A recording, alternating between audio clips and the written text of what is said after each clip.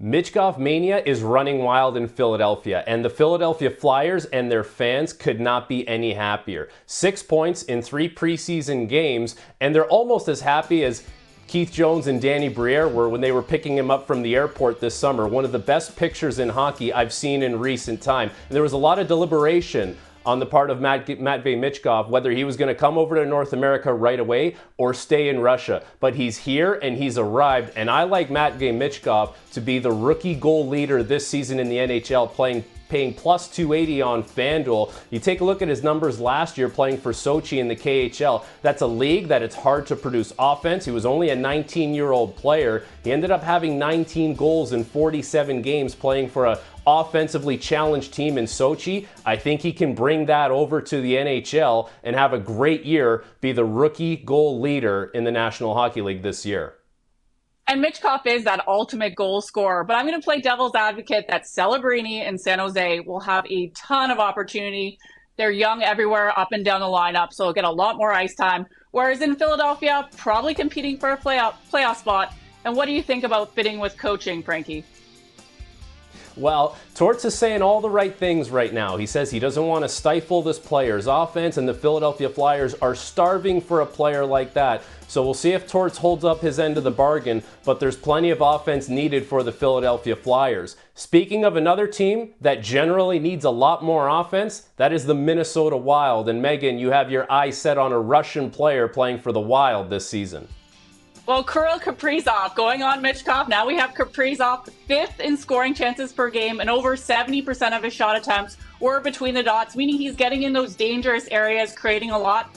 I also like this bet over 50 goals because of power play time.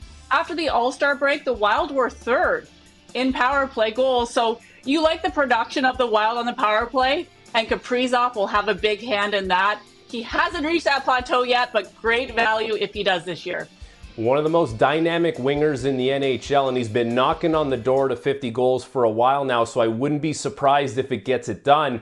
And I also wouldn't be surprised if we saw Connor Bedard get 40-plus goals, currently paying plus 300 on FanDuel. And if you take a look at what Connor McDavid did from his rookie season to his sophomore season, he went from 16 goals to 30 goals. All he did was play more games. He had an injury-shortened first year, and Connor Bedard is a little more of a natural goal scorer than Connor McDavid. So for him, going from 22 goals, can he get to 40-plus if he plays a full season? He's going to have a little more talent around him this year. That should help him find the back of the net a little bit more. But Connor Bedard has a good chance to crack 40-plus goals this year. Is there anything you see in Connor Bedard's game that might help him get to 40-plus this year?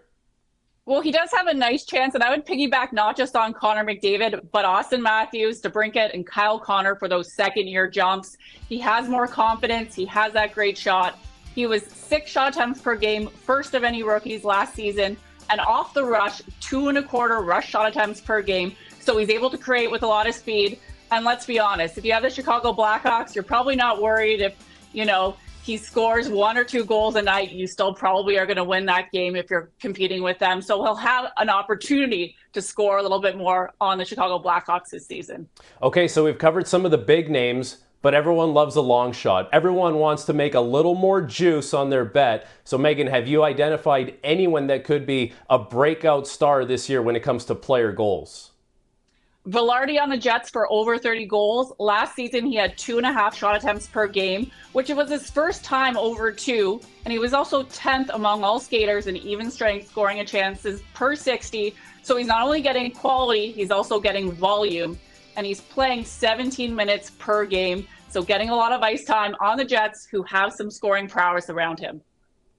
My favorite under the radar bet this year, and I'm not even sure we can call this under the radar, but it's Quinton Byfield to get 60-plus points. That's currently paying plus 210. He had a big breakout season last year with 55 points. He was healthy. He played in 80 games.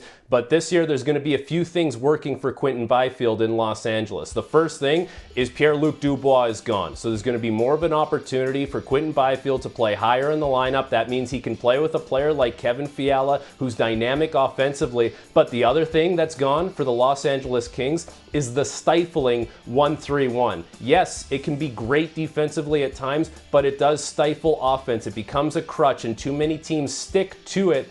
If that is gone, Quinton Byfield will have a little more room to play in a transition type game. I like Quinton Byfield to have 60 plus points this year. But Meghan, I'm not so sure that you're convinced the Los Angeles Kings have a productive season as a team.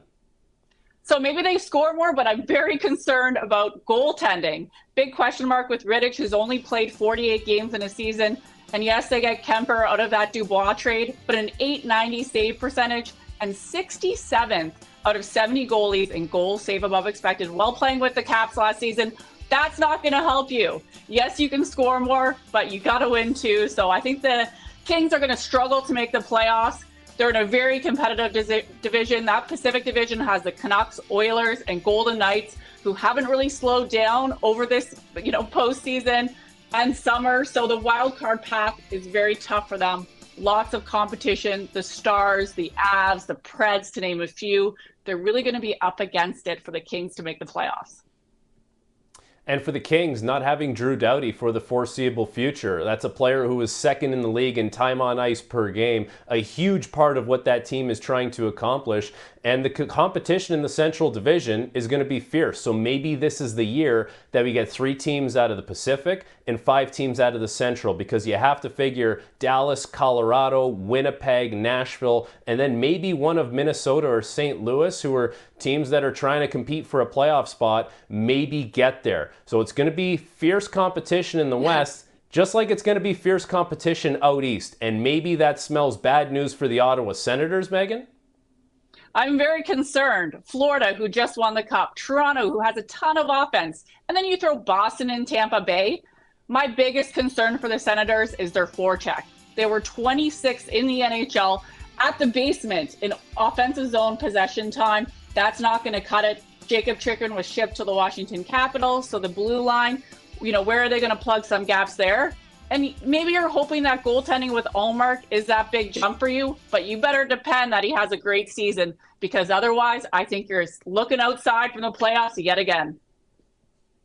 Now, the Ottawa Senators are minus 130 to miss the playoffs on FanDuel, so right now favored to miss. And if you followed the Senators over the last few seasons, there's been a number of things that have plagued that team. They've gotten off to bad starts. They haven't been able to catch up because the Atlantic Division is so tight and the competition is so good, and their goaltending has let them down. Now, they've made steps to fix a lot of the things that have gone wrong for them. A new coach that's going to preach accountability, a goaltender who's a former Vezina winner, and all the moves that they've made around this group serve a little more of a purpose than some of the moves they've made in the past. Is it enough to make the playoffs? It's fair to be skeptical of the Ottawa Senators, but maybe this is the year they finally make a jump.